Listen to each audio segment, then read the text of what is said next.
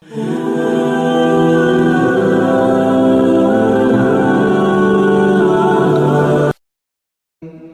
أهل الكتاب قد جاءكم رسولنا يبين لكم كثيرا مما كنتم تخفون من الكتاب ويعفو عن كثير قد جاءكم من الله نور وكتاب مبين۔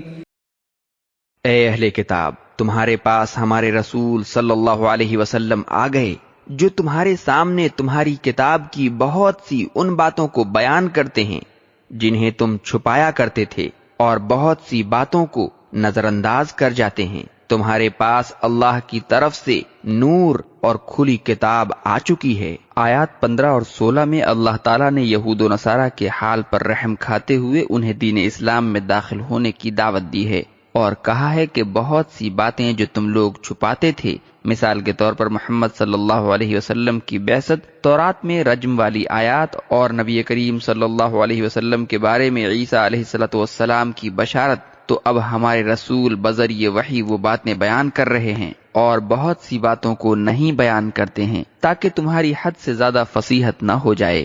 دیکھو، تمہارے پاس اللہ کی طرف سے نور اور انوکھی کتاب آ گئی ہے جس کے ذریعے اللہ اپنے رضا کے طلبگاروں کی آخرت کے عذاب سے سلامتی کی طرف رہنمائی کرتا ہے، اور کفر کی تاریکیوں سے نکال کر نور ایمان کی توفیق دیتا ہے اور دین حق کی طرف رہنمائی کرتا ہے۔ اس آیت سے معلوم ہوتا ہے کہ اہل کتاب نے بے شمار آیات کی یا تو تعویل کر ڈالی تھی یا پھر ان لوگوں سے چھپایا کرتے تھے، اور اللہ تعالیٰ نے رسول اللہ صلی اللہ علیہ وسلم کو ایسی آیات کا علم عطا کیا ہوا تھا۔ پھر ان میں بہت سی آیات ایسی تھیں جن کا آپ صلی اللہ علیہ وسلم نے یہودیوں سے ذکر ہی نہیں کیا، کیونکہ انہیں بتلانے کی کوئی حقیقی ضرورت نہیں تھی، اور جن آیات کا ذکر کیا وہ بھی بہت تھوڑی نہیں تھیں جن کا بتلا دینا دین حق کے قیام کے لیے ناگزیر تھا، جیسا کہ انہوں نے رجم کی آیت کو چھپانے کی کوشش کی تھی، اور یہ بات درج ذیل حدیث سے صاف واضح ہے۔ ابن عمر رضی اللہ تعالیٰ عنہ سے روایت ہے کہ آپ صلی اللہ علیہ وسلم کے پاس ایک یہودی مرد اور عورت کو لایا گیا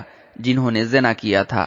آپ صلی اللہ علیہ وسلم نے یہود سے پوچھا، تم اپنی کتاب میں اس کا کیا حکم پاتے ہو؟ وہ کہنے لگے، ہمارے علماء ایسے لوگوں کا منہ کالا کر کے گدھے پر سوار کرتے اور گشت کراتے ہیں۔ عبداللہ بن سلام رضی اللہ عنہ نے کہا، یا رسول اللہ، ان کے علماء کو تورات سمیت بلائیے۔ جب تورات لائی گئی تو ان میں سے ایک نے رجم کی آیت پر ہاتھ رکھ کر آگے پیچھے پڑھنا شروع کر دیا۔ عبداللہ بن سلام نے اس سے کہا، اپنا ہاتھ تو ہٹاؤ۔ اس نے ہاتھ اٹھایا تو اس کے نیچے سے رجم کی آیت نکلی۔ چنانچہ آپ صلی اللہ علیہ وسلم نے انہیں رجم کا حکم دے دیا اور سنگسار کیے گئے۔ بخاری۔ یہ ایسے ہی تھا جیسے وہ رسول اللہ صلی اللہ علیہ وسلم کی بعثت سے متعلق سب آیات کو چھپا جاتے تھے۔ اب تمہارے پاس اللہ کی طرف سے روشنی اور واضح کتاب آ چکی ہے۔ اگرچہ اس آیت میں بعض علماء نے نور سے مراد رسول اللہ صلی اللہ علیہ وسلم کی ذات بابرکت بھی لی ہے، تاہم اکثر مفسرین نور کو کتاب مبین ہی کی صفت قرار دیتے ہیں اور واو کو عطف مغایرت کے بجائے عطف تفسیر سمجھتے ہیں، اور اس کی وجہ درج ذیل ہیں۔ نمبر 1، اس آیت کی ابتدا میں رسول اکرم صلی اللہ علیہ وسلم کا ذکر پہلے ہی آ چکا ہے۔ یہ آیت یوں شروع ہوتی ہے، یا اہل الکتاب قد جاءکم رسولنا۔ نمبر 2، اگر نور اور کتاب مبین دو الگ الگ چیزیں ہوتیں تو بعد والی آیت یہدی بہ اللہ کے بجائے یہدی بہم اللہ آنا چاہیے تھا۔ نمبر 3، قرآن میں قرآن اور دوسری آسمانی کتابوں کو ہی بہت سے مقامات پر نور کہا گیا ہے، مثلا وَأَنزَلْنَا إِلَيْكُمْ نُورًا مُبِينًا، سورہ نساء آیت 175، جس کا مفہوم یہ ہے، اور ہم نے تمہاری طرف نور مبین نازل کیا، قرآن کے لیے ہے۔ سورہ مائدہ آیت 44 میں فرمایا، جس کا مفہوم یہ ہے، ہم نے ہی تورات اتاری جس میں ہدایت اور نور تھا، تورات کے لیے۔ اور سورہ مائدہ ہی کی آیت 46 میں فرمایا، اور ہم نے حضرت عیسیٰ علیہ السلام کو انجیل عطا کی جس میں ہدایت اور نور تھا، انجیل کے لیے۔ اور سورہ انعام آیت 92 میں فرمایا، وہ کتاب کس نے اتاری تھی جو موسیٰ لائے تھے، جو لوگوں کے لیے نور اور ہدایت تھی، تورات کے لیے۔ اور سورہ اعراف آیت 175 میں فرمایا، اور اس نور کی پیروی کی جسے ہم نے آپ صلی اللہ علیہ وسلم کے ساتھ اتارا ہے۔ قرآن کے لیے۔ اور سورہ شورى آیت 52 میں فرمایا لیکن ہم نے اس کو نور بنایا جس سے ہم جسے چاہتے ہیں ہدایت دیتے ہیں، یہ آیت قرآن کے لیے ہے۔ اور سورہ تغابن آیت 8 میں ہے تو تم اللہ اور اس کے رسول پر ایمان لاؤ اور اس نور پر بھی جسے ہم نے اتارا ہے، قرآن کے لیے۔ اس کے برعکس تمام انبیاء کو ہر مقام پر بشر ہی کہا گیا ہے، البتہ ایک مقام پر رسول اللہ صلی اللہ علیہ وسلم کو سراجا منیرا، روشنی دینے والا چراغ بھی کہا گیا ہے، سورہ احزاب آیت 46۔ تاہم اگر یہاں نور سے مراد رسول اکرم صلی اللہ علیہ وسلم ہی مراد لیا جائے تو اس سے مراد نور نبوت اور نور ہدایت ہوگا، نہ کہ وہ نور جس کی آج کل کے بعض حضرات نے رٹ لگا رکھی ہے، کیونکہ مولانا احمد رضا خان صاحب کا ترجمہ قرآن اور اس پر مولانا نعیم الدین صاحب مراد آبادی کا حاشیہ خزائن العرفان میں یوں ہے: بے شک تمہارے پاس اللہ تعالیٰ کی طرف سے ایک نور آیا اور روشن کتاب کنز الایمان۔ اور اس پر حاشیہ یہ ہے کہ سید عالم صلی اللہ علیہ وسلم کو نور فرمایا کیونکہ آپ صلی اللہ علیہ وسلم سے تاریکی کفر دور ہوتی ہے اور راہ حق واضح ہوئی، خزائن العرفان۔ اسی طرح داعین الی اللہ باذنہ و سراجا منیرا کا ترجمہ یوں ہے: اللہ کی طرف اس کے حکم سے بلاتا ہے اور چمکا دینے والا نور ہے، کنز الایمان۔ اور حاشیہ یوں ہے: در حقیقت ہزاروں آفتابوں سے زیادہ روشنی آپ صلی اللہ علیہ وسلم کے نور نبوت نے پہنچائی اور کفر و ضلالت کے ظلمات شدیدہ کو اپنے نور حقیقت افروز سے دور کر دیا اور خلق کے لیے معرفت الہی تک پہنچنے کی راہیں روشن اور واضح کر دیں، اور ضلالت کی تاریک وادیوں میں راہ گم کرنے والوں کو اپنے نور ہدایت سے راہ یاب فرمایا اور اپنے نور نبوت سے ضمائر اور قلوب و ارواح کو منور کیا، خزائن العرفان۔ اگر یہ معاملہ یہیں تک محدود رہتا تو پھر بھی اختلاف کی کوئی بات نہ تھی۔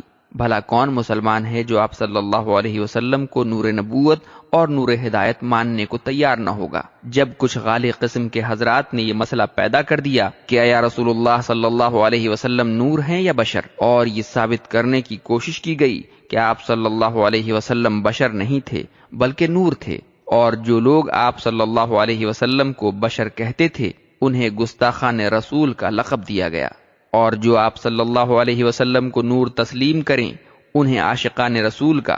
اب سوال یہ پیدا ہوتا ہے کہ قرآن میں آپ صلی اللہ علیہ وسلم کو بے شمار مقامات پر بشر قرار دیا گیا ہے، بلکہ آپ صلی اللہ علیہ وسلم کی زبان سے کہلوایا گیا ہے کہ آپ صلی اللہ علیہ وسلم کہہ دیجئے کہ میں تمہاری طرح کا بشر ہوں۔ اس کا کیا جواب دیا جائے؟ اس سوال کے دو طرح سے جواب تیار کیے گئے۔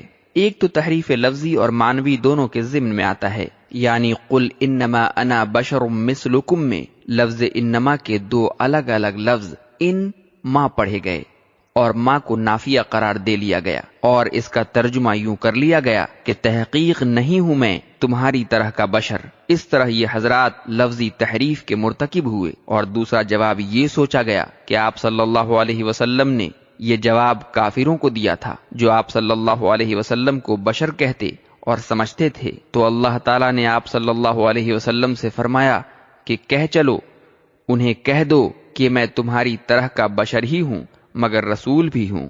یعنی یہ جواب صرف کافروں کے لیے مخصوص تھا، مسلمانوں کے لیے نہیں تھا، کیونکہ حقیقتاً آپ صلی اللہ علیہ وسلم بشر نہیں بلکہ نور تھے۔ یہ معنوی تحریف ہوئی۔ اس جواب سے اللہ تعالیٰ اور اس کے رسول کے متعلق جو تصور قائم ہوتا ہے وہ آپ اندازہ لگا سکتے ہیں۔ بائیں ہمہ یہ حقیقت اپنی جگہ قائم ہے کہ آپ صلی اللہ علیہ وسلم نے بارہا صحابہ اکرام کے سامنے بھی اپنے بشر ہونے کا برملا اعتراف کیا تھا۔ ایسی 3 مثالیں سورہ کہف کی آیت نمبر 110 کے تحت درج کی گئی ہیں، یعنی 3 مستند اور صحیح احادیث مع مکمل حوالہ بیان کی گئی ہیں، جس کا یہ مطلب نہیں ہے کہ آپ صلی اللہ علیہ وسلم نے صرف 3 بار اپنے لیے بشر ہونے کا اعتراف کیا تھا، بلکہ صرف 3 مثالیں اس لیے درج کی گئی ہیں کہ ثبوت مدعا کے لیے یہ 3 مثالیں بہت کافی ہیں۔ آپ صلی اللہ علیہ وسلم کی بشریت سے انکار کے بعد آپ صلی اللہ علیہ وسلم کے نور ہونے میں بھی اختلاف ہے کہ آپ صلی اللہ علیہ وسلم کس قسم کا نور ہیں۔ کچھ اقتباسات تو اوپر دیے گئے ہیں۔ مزید یہ کہ مفتی احمد یار صاحب بریلوی لکھتے ہیں کہ حضور صلی اللہ علیہ وسلم کے رب کے نور ہونے کے نہ تو یہ معنی ہے کہ الف حضور خدا کے نور کا ٹکڑا ہیں، ب نہ یہ کہ رب کا نور حضور اکرم صلی اللہ علیہ وسلم کے نور کا مادہ ہے، جیم نہ یہ کہ حضور اکرم صلی اللہ علیہ وسلم خدا کی طرح ازلی ابدی ذاتی نور ہیں، اور دال نہ یہ کہ رب تعالی حضور اکرم صلی اللہ علیہ وسلم میں سرایت کر گیا ہے تاکہ کفر اور شرک لازم آئے، بلکہ آپ صلی اللہ علیہ وسلم ایسے ہی نور ہیں جیسے اسلام اور قرآن نور ہیں۔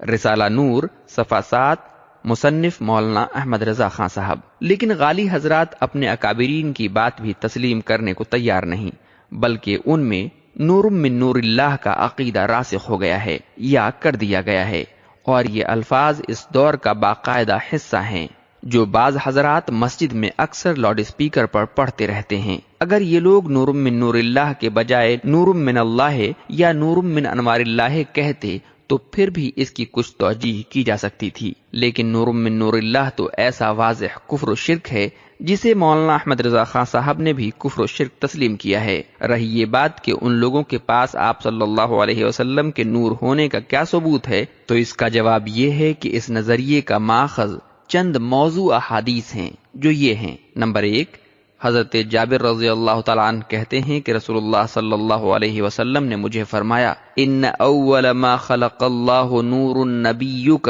یا جابر، اے جابر، اللہ نے سب سے پہلے تیرے نبی صلی اللہ علیہ وسلم کے نور کو پیدا کیا۔ اسی حدیث کو یوں بھی بیان کیا گیا ہے کہ آپ صلی اللہ علیہ وسلم نے فرمایا، ان اول ما خلق اللہ نوری، یعنی بے شک پہلی چیز جو اللہ نے پیدا کی وہ میرا نور تھا۔ یہ حدیث مصنف عبد الرزاق کی ہے اور بلا سند ہے۔ مصنف عبد الرزاق چوتھے درجے کی حدیث کی کتاب ہے جس میں ضعیف اور موضوع احادیث کی بھرمار ہے۔ پھر بلا سند حدیث ویسے بھی محدثین کے نزدیک مردود اور ناقابل اعتبار ہوتی ہے۔ نمبر 2، حکیم ترمذی کی کتاب نوادر الاصول میں ذکوان سے روایت کی گئی ہے کہ سورج اور چاند کی روشنی میں رسول اللہ صلی اللہ علیہ وسلم کا سایہ نہیں ہوتا تھا۔ اب نوادر الاصول کی حدیث کی کتابوں میں جو قدر و قیمت ہے وہ سب جانتے ہیں۔ حکیم ترمذی خود طبقہ صوفیہ سے تعلق رکھتے تھے جن سے محدثین اخذت ہو غفلت الصالحین کہہ کر کوئی حدیث قبول کرنا گوارا نہیں کرتے تھے، اور یہ ذکوان خود تابعی ہیں، صحابی نہیں ہیں۔ پھر جب انہوں نے خود رسول اللہ صلی اللہ علیہ وسلم کو دیکھا ہی نہیں تو ان کے متعلق ایسی محیر العقول بات کیسے کہہ سکتے ہیں؟ اور اگر کسی صحابی سے سنا تھا تو اس کا نام کیوں نہیں بتلاتے؟ غرض یہ حدیث بھی ہر لحاظ سے ساقط الاعتبار اور موضوع ہے۔ علاوہ ازیں اس حدیث کے باقی راوی بھی کذاب اور مفتری قسم کے ہیں۔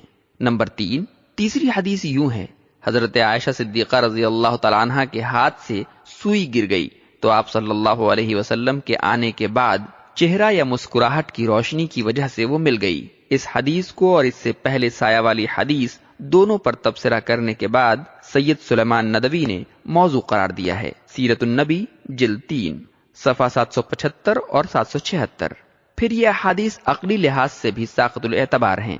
دعویٰ یہ ہے کہ آپ صلی اللہ علیہ وسلم کی سورج سے بھی زیادہ روشنی تھی، اور اس بات کا تقاضا یہ ہے کہ کم از کم مکہ اور مدینہ میں رات کا اور تاریکی کا وجود ہی باقی نہ رہتا، جسے اللہ تعالیٰ نے آرام کے لیے بنایا اور اپنی عظیم نعمتوں سے شمار کیا ہے۔ پھر یہ بھی غور فرمائیے کہ جب آپ صلی اللہ علیہ وسلم کی روشنی سورج جیسی تھی تو پھر گھر میں داخل ہونے پر گمشدہ سوئی ملنے کا کیا مطلب؟ سورج کی روشنی تو از خود ہر جگہ پہنچ جاتی ہے۔ اب ان موضوع احادیث کے مقابلے میں صحیح احادیث ملاحظہ فرمائیے۔ نمبر 1، حضرت عبادہ بن صامت رضی اللہ تعالیٰ عنہ فرماتے ہیں کہ میں نے رسول اللہ صلی اللہ علیہ وسلم کو یہ کہتے سنا، آپ صلی اللہ علیہ وسلم نے فرمایا کہ اللہ نے سب سے پہلے جس چیز کو پیدا کیا وہ قلم ہے، پھر قلم سے کہا لکھو، قلم نے پوچھا کیا لکھوں؟ اللہ تعالیٰ نے فرمایا ہر اس چیز کی تقدیر لکھو جو پیدا ہو چکی یا تا قیامت ہونے والی ہے، یعنی وجود میں آنے والی ہے۔ اللہ نے سب سے پہلے قلم کو پیدا کیا۔ ترمذی ابواب القدر۔ اس حدیث سے معلوم ہوا کہ اللہ تعالیٰ نے آپ صلی اللہ علیہ وسلم کے نور کو نہیں بلکہ قلم کو پیدا فرمایا تھا۔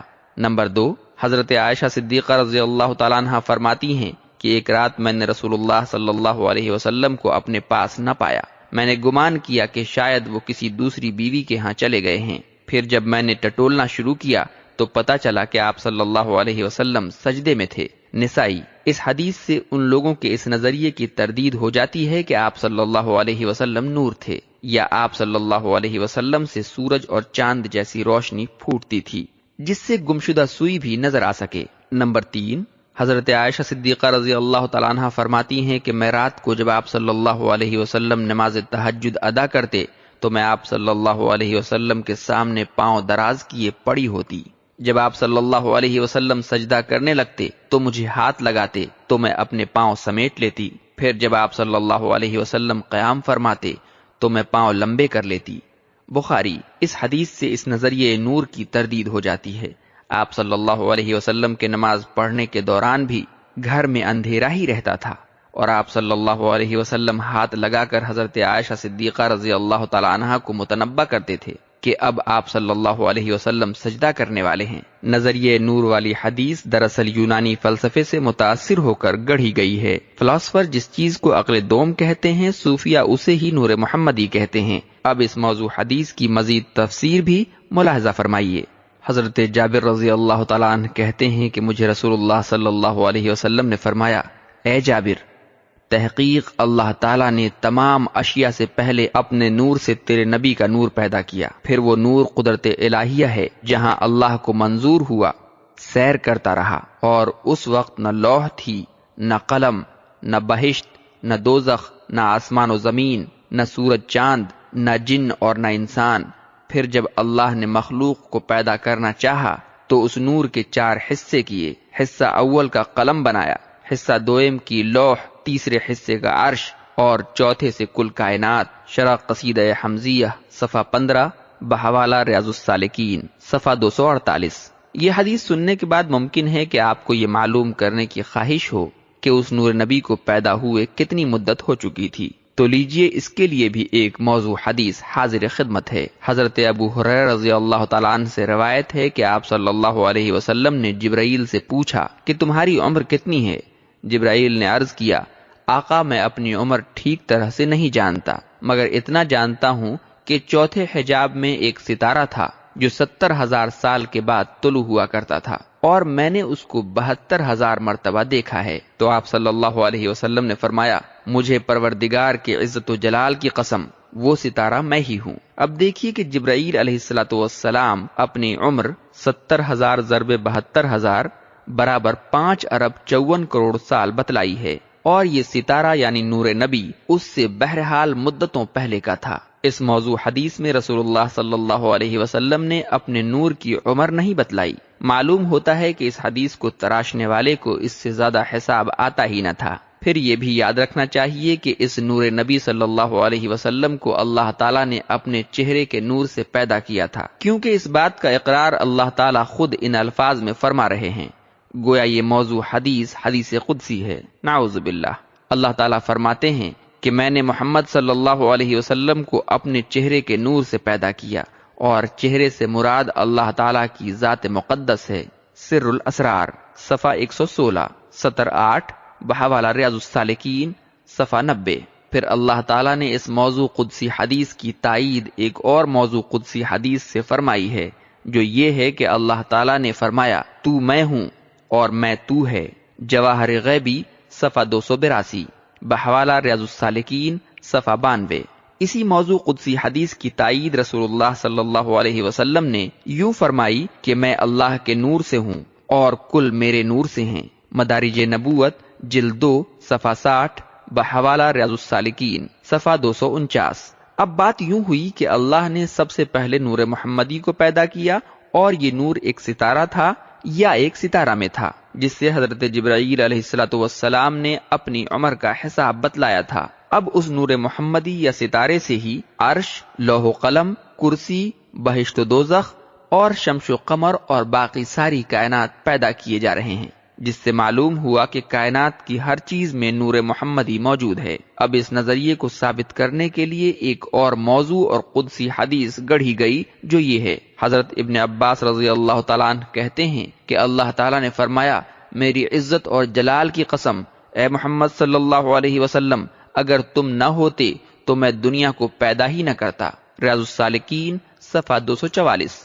اور ایک دوسری موضوع قدسی حدیث یوں بھی آتی ہے، لولا لک لما خلقت الافلاک، ریاض السالکین صفحہ 191، یعنی اگر اے محمد صلی اللہ علیہ وسلم تم نہ ہوتے تو میں کائنات کی کوئی چیز بھی پیدا نہ کرتا۔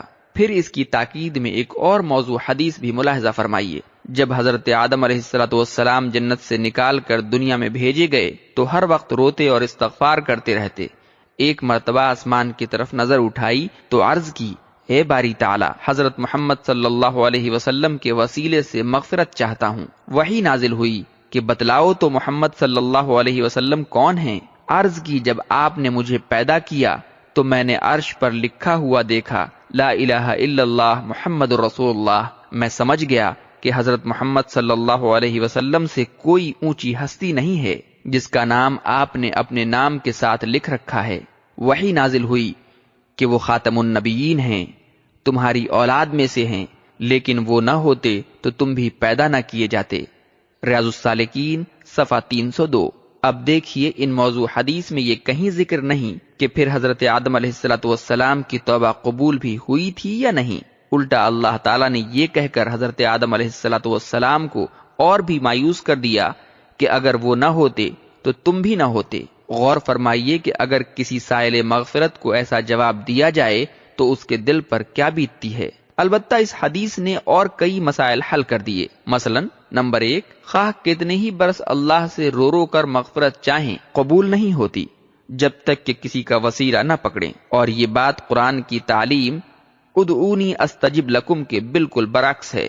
نمبر 2، پھر یہ وسیلہ اپنے نیک اعمال یا کسی زندہ بزرگ ہستی کا نہیں، بلکہ ایسی ہستی کا بھی ہو سکتا ہے جو ابھی تک وجود میں نہ آئی ہو یا پاس موجود نہ ہو۔